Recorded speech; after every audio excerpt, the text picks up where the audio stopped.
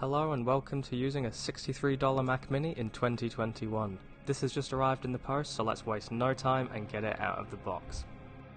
This is the 3.1 early 2009 Mac Mini with 2GB of DDR3 memory, a 160GB hard disk, and the Intel Core 2 Duo P8400 running at 2.26 GHz. This machine also has a decent selection of I/O including 10100 Ethernet, FireWire 800, mini DVI and DisplayPort, 5 USB 2, and audio in and out.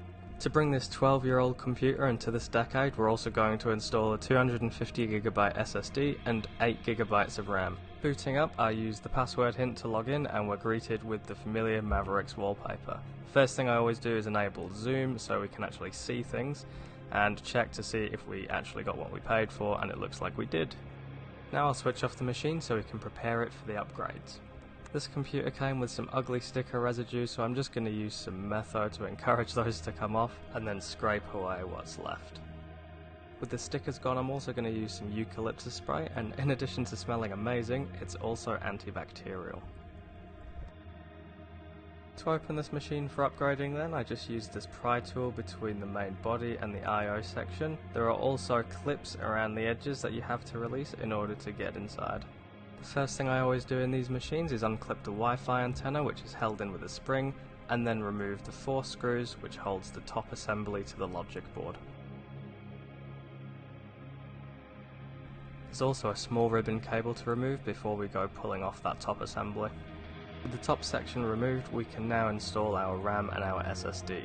RAM upgrades are always very simple. You just pull on the little tabs at the side to remove the old modules and install the new ones using a fair bit of force if they're stubborn. On this logic board there are 2 heat sinks which we can think about reapplying the thermal paste to in the future. The drive upgrade is also pretty straightforward, with the top assembly housing the hard disk. There are only 4 screws to remove, after which we can take out the old drive and pop in the new one.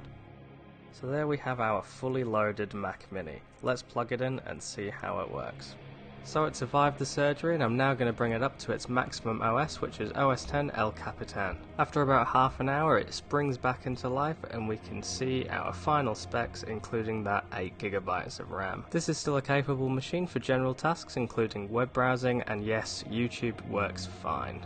Just for fun I fired up Geekbench, displaying these very unremarkable scores.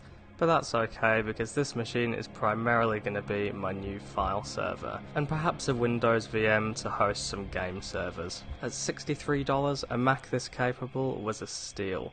Thank you very much for watching, and I'll see you at some point, maybe.